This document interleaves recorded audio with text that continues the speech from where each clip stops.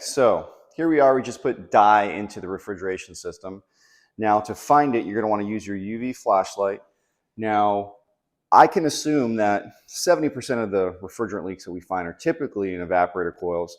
And a lot of times it's because we get corrosion here. People use bleach products, vinegar products, and sometimes in manufacturing, these do get some defects over here in these capillary tubes and different areas. So we're going to check the evaporator coil first. Make sure you shut the power off because we don't want the blower motor running as we're trying to figure out what the leak is.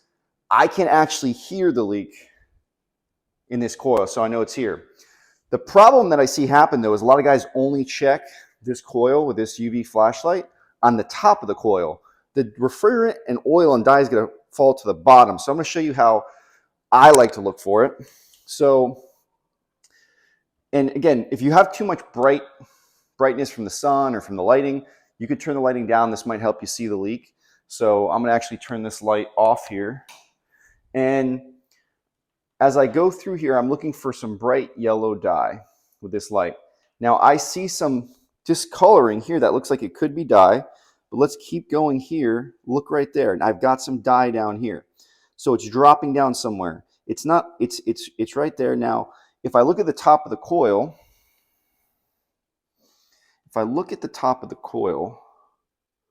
I'm not really finding a lot of dye anywhere in here.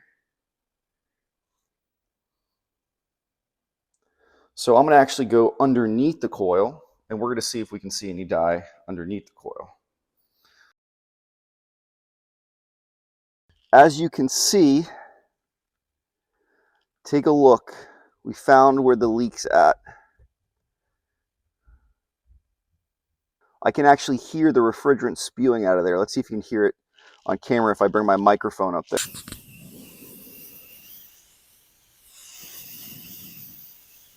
So you should have been able to hear that leak coming from that evaporator coil.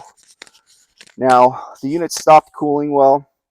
This will either get to the point where it freezes up, and you can see this coil could use a little clean as well. So, but we found the refrigerant leak on this evaporator coil, and it was much easier to find underneath as the oil will drop down into the pan. And that's where we saw it in the pan as well as it was flowing down here. So there it is.